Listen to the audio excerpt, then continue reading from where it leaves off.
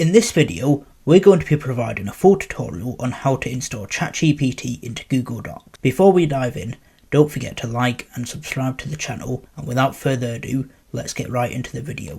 When we're on Google Docs, we simply need to click on Extensions, then go down to Add-ons, then Get Add-ons. This will bring us to the Google Workspace Marketplace. We now need to do a search for GPT for Docs. From the results, you need to select the one that looks like this, GPT for Sheets and Docs. You now need to click the blue Install button, then click Continue. Then you may need to select your Google account and agree to a few permissions. Once the extension has been installed, you simply need to click Done and exit out of the marketplace. Now on Google Docs, you will notice this bar has appeared on the side. We'll come back to this later on in the video. To connect ChatGPT to Google Docs, we need to go back to Extensions at the top. We can now see that the GPT for Sheets and Docs has appeared. We simply need to hover over this, and on the right we need to go down to Set API Keys, and it will open a window like this. To get an API key for ChatGPT, we need to go to platform.openai.com. If we haven't already, we can sign up to this for completely free. Once signed in, you need to go to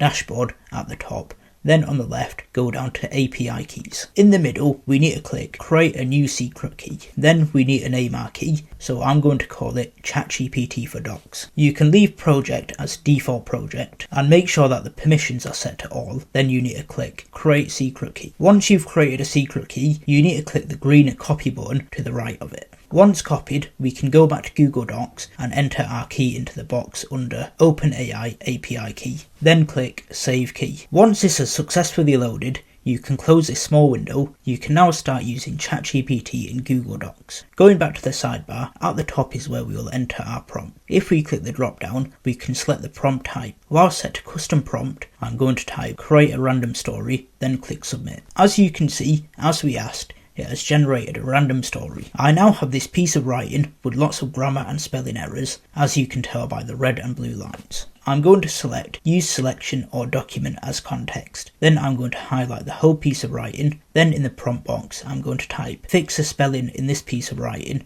and make it grammatically correct. As you can see, it has now rewritten the whole piece underneath, but without any spelling or grammar mistakes. That's just a quick overview of what this Google Docs extension can do. If you would like me to create a full tutorial on this, type tutorial in the comment section below. If you found this video helpful, don't forget to hit the like button and subscribe to the channel, and we'll see you in the next video.